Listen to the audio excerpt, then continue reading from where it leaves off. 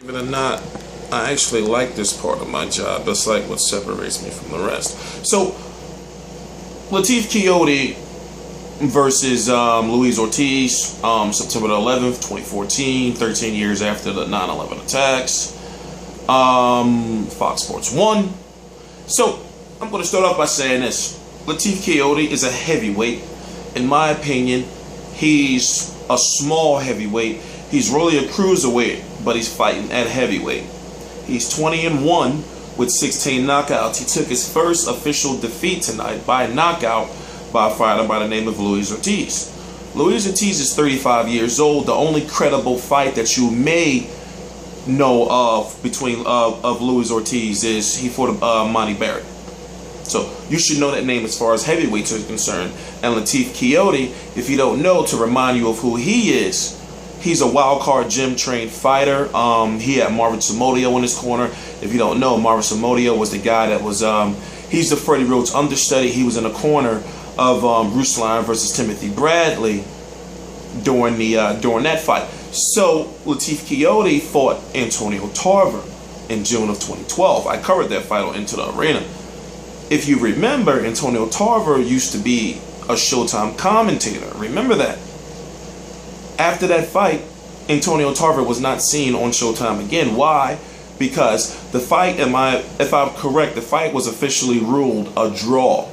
It happened at cruiserweight. That was under the 200-pound limit, and it ended up being a draw. But Antonio Tarver failed a drug test. Now, the issue was Antonio Tarver was a Showtime commentator, and this was before the Floyd Mayweather deal. This was when Showtime was so far behind HBO.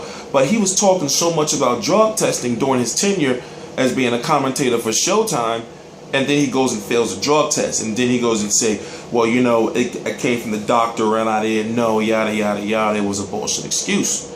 So, moving on, Antonio Tarver has not been seen on Showtime since. In fact, he's fighting now at a heavyweight. He just made his comeback in 2013, and I will be covering that fight. Because why?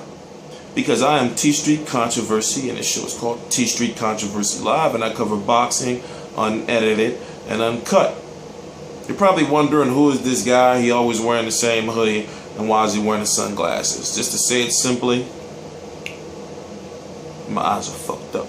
So, Kayode lost the fight in the first round. He went down once in the first round, and then he was finished off because he decides to cover up on the ropes and not grab and hold.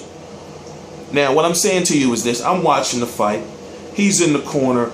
He takes a crazy left hook. Almost like what Jillian Love, if you've seen that fight, versus Medina, if you've seen that fight, what he took in front of Floyd Mayweather. Kayode took one of them crazy ones where he just went wham, and then he went down, curled up. But here's the issue.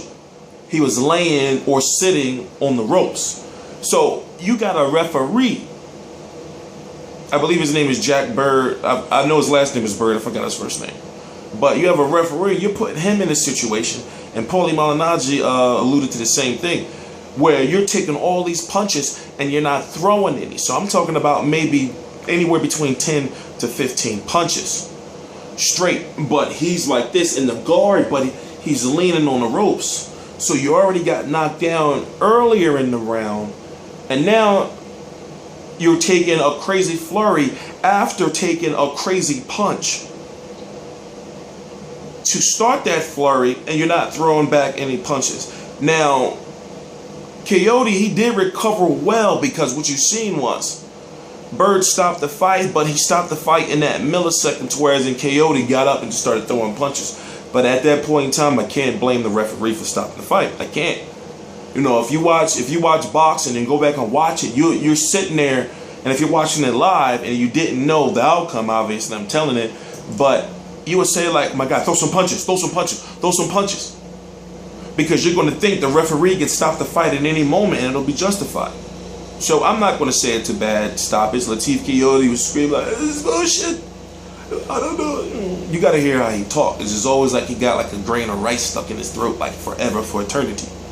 So, once again, I'm T Street Controversy. Please join my boxing forum. If you're watching this video, people like Kayode don't be getting a lot of views on my channel.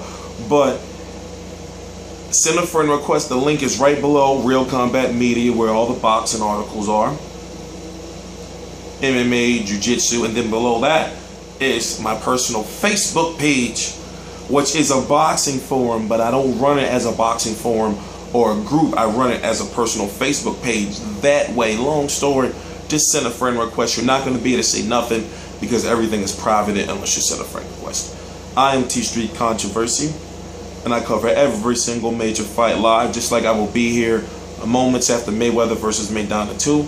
And then I'm going to be doing Google Hangout. If you don't know what Google Hangout is, then Google Hangout.